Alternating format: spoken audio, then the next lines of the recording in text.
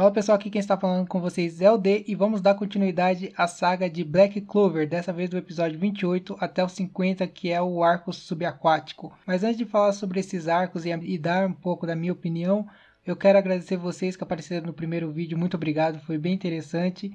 E aos parceiros, claro, o @CloverBRFandom, o @CloverPortal e o Esquadrão Nerd. Link de todos os três vão ficar aqui na descrição, é o Twitter.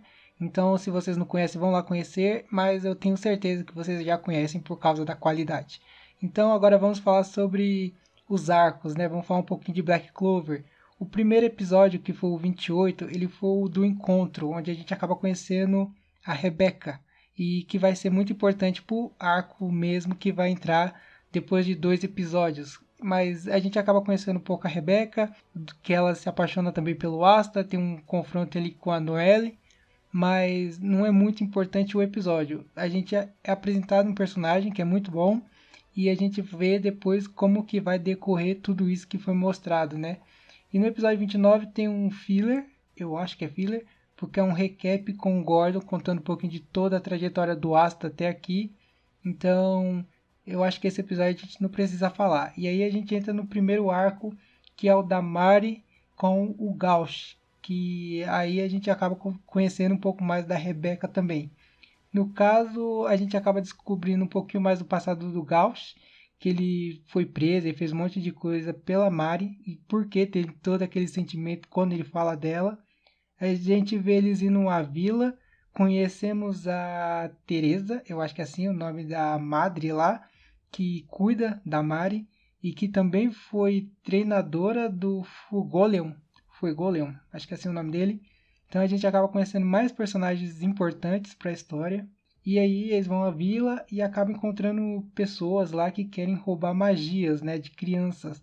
E aí eles vão investigar, acabam entrando dentro de uma caverna lá onde está acontecendo tudo. E a gente acaba descobrindo que a Sally, ou Sully, ela estava no plano de tudo isso, que ela também fazia parte desse roubo de magia. O que acaba acontecendo uma briga lá generalizada, né? Começa a ter a Madre dando porrada em todo mundo, que foi surpreendente.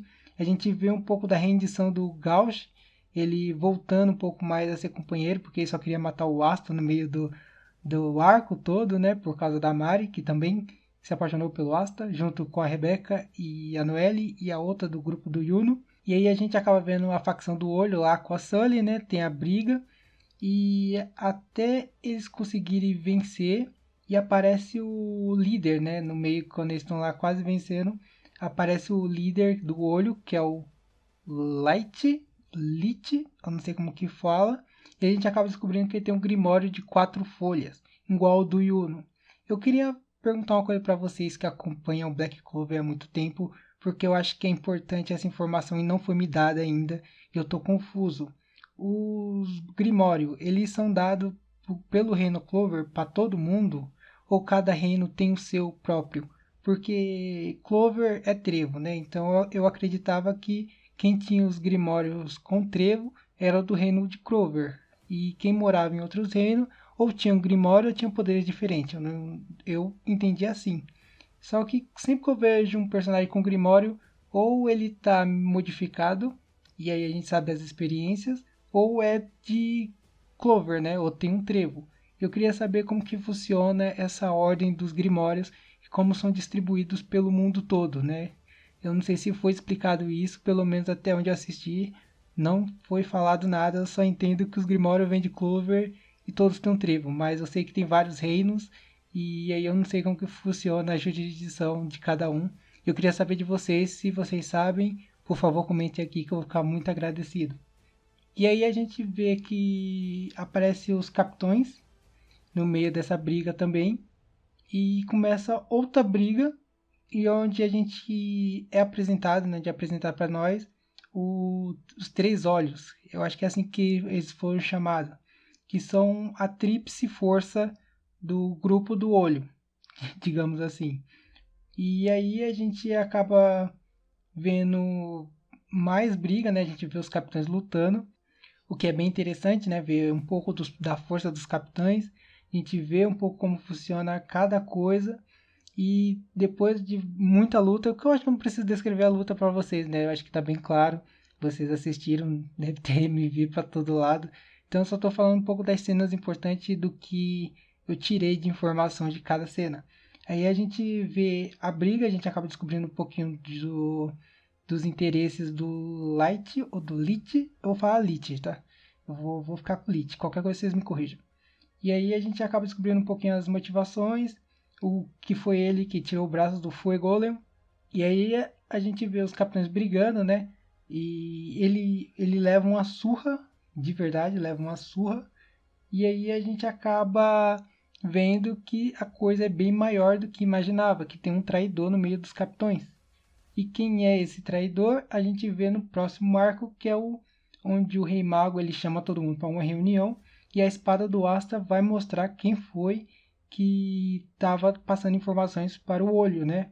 E a gente acaba descobrindo que nesses traidores, porque tem mais de um foi revelado e o outro foi só mostrado para nós, é o Geldry, que ele acaba sendo preso depois que os capitães começam a brigar com ele de novo.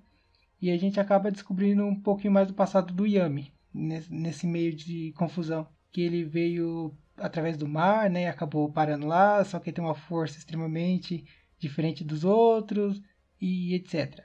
E aí a gente acaba descobrindo também que o outro do Três Olhos, né? Que também está infiltrado como algum outro capitão que a gente não sabe, mas está ali no meio.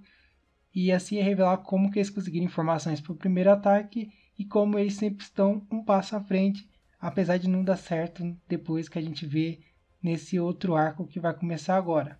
Então a gente entra no arco subaquático, que eu acho que foi desses aqui que eu falei o melhor arco. Apesar que teve a briga dos capitães, eu achei esse o melhor arco, porque a gente acaba conhecendo um pouquinho mais dos personagens dos Touros Negros, né? No caso, o Finral, a Vanessa, a Charme e o Grey. A gente acaba vendo muito a mudança nesses personagens que a gente não tinha conhecido até então, só com o Gauch, o Magma e o de raio, que eu esqueci o nome. Eu não sei se o outro chama Magma também, eu só falei porque veio na hora na cabeça, mas eu tô péssimo com o nome, gente, foi mal.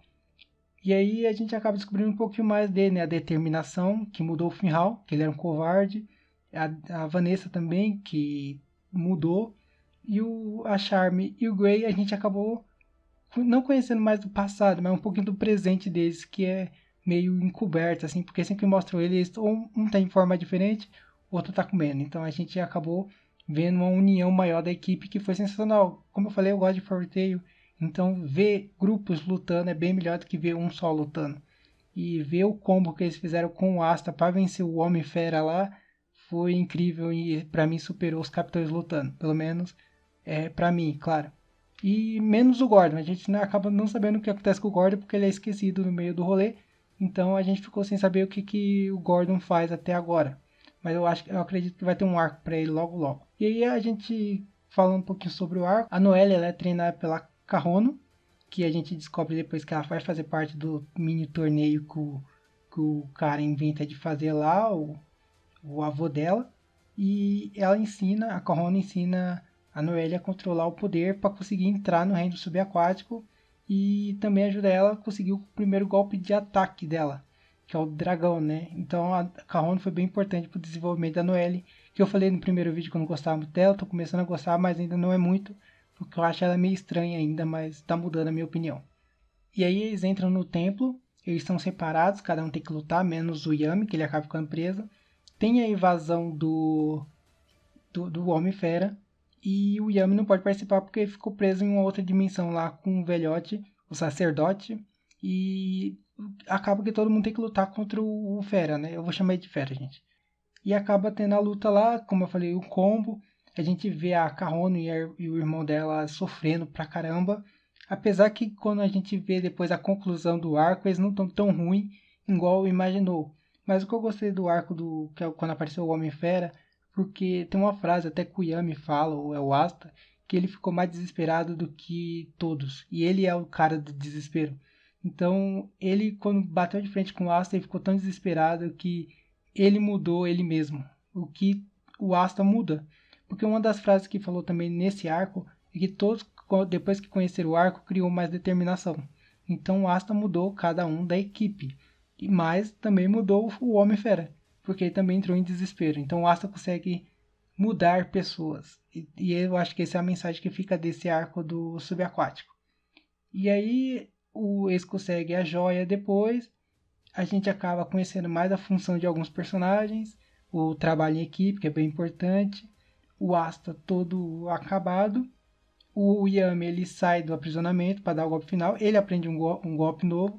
E ele também é mudado pelo Asta, é dito no anime. Então a gente teve essa evolução de todos os personagens, menos do Gordon, porque ele não participou do rolê. Então, acho que assim acabou o arco do subaquático, que eles pegam um portal e vão embora com a pedra, depois do Homem-Fera morrer, supostamente. Tem até um velóriozinho entre o Yami, o Asta e ele, morto. Então, essa foi a mensagem que passou do episódio, que eu peguei. Minha dúvida ficou lá para os Grimório, que eu quero que vocês respondam. E sobre o arco do que teve os capitães lutando, não tenho muito o que falar porque foi mais luta.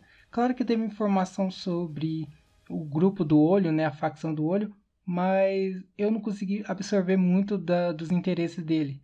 Eu sei que tem uma história por trás, tem um background por trás, que sofreram muita gente, morreu, que até o Fera ele tem esse lapso de que ele viu muita gente morrer depois de acabar com o sonho. A gente ia apresentar novos personagens, mas ainda não tem muita informação para falar, por isso que eu não falei muito do arco. Mas é isso, eu volto agora lá pelo episódio 80, 75 talvez. Muito obrigado para quem viu até aqui. Tem live todos os domingos, se tudo der certo. Se inscrevam no canal se vocês não forem inscritos.